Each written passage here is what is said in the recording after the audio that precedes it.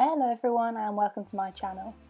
Since I'm stuck at home, and I know a lot of you will be too, I decided I'd talk to you a little bit about modern history. History is a subject which I loved all throughout school.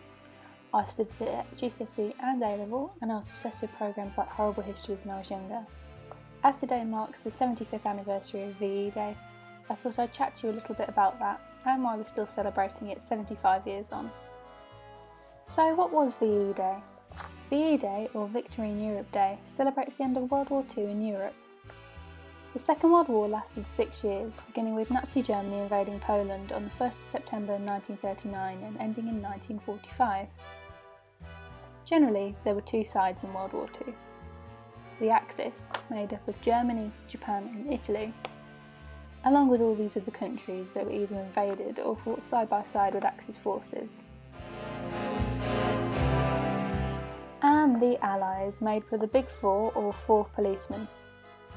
This was the UK, the USA, China and the Soviet Union, along with their respective controlled territories, and the Commonwealth.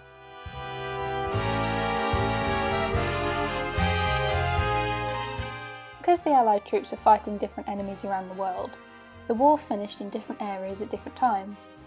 Victory in Europe was declared on the 8th of May, and victory in Japan followed on the 2nd of September 1945.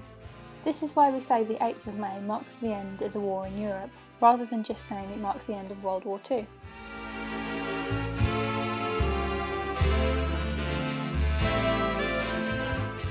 So World War II was long and complex, and I'm not going to go into too much detail about it. But by the beginning of 1945, the Allied forces had made huge progress in liberating Europe. In mid-January, the Soviets had gained back East Prussia, and in February, Roosevelt, Churchill and Stalin met at the Yalta Conference to agree how they were going to divide up Nazi territory.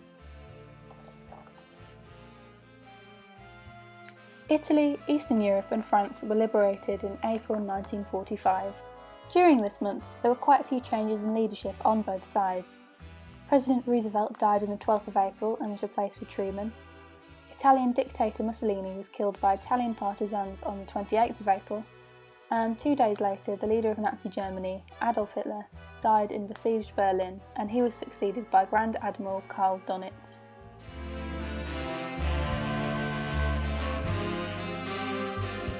Total and unconditional surrender in Europe was signed on the 7th and 8th of May to be effective by the end of the 8th of May.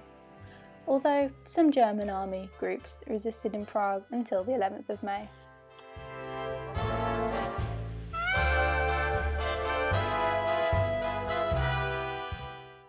So why was VE Day so important? It marks the end of World War II and was very important for lots of reasons. This is primarily because it meant for a lot of people life could go back to normal in the UK. This meant people, especially those in big cities which were devastated by the war, like Birmingham, London and Liverpool, no longer lived in fear of bombing raids and could sleep in their houses as normal. Children that were evacuated during the war could return home, and people no longer had to endure blackouts.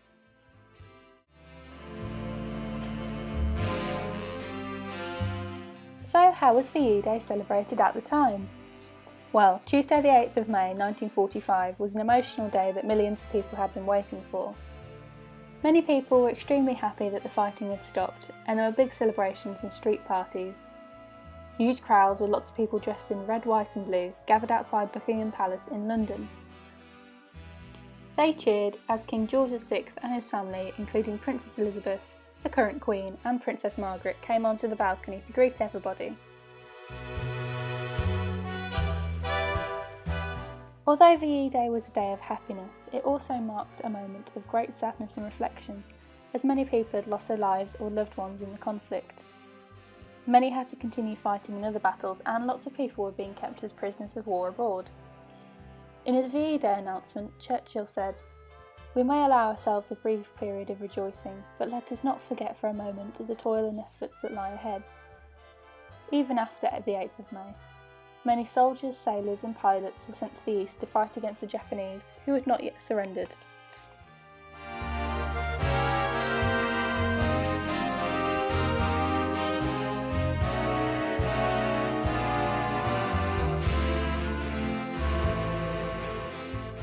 While the war was over, it was not the end of hardship.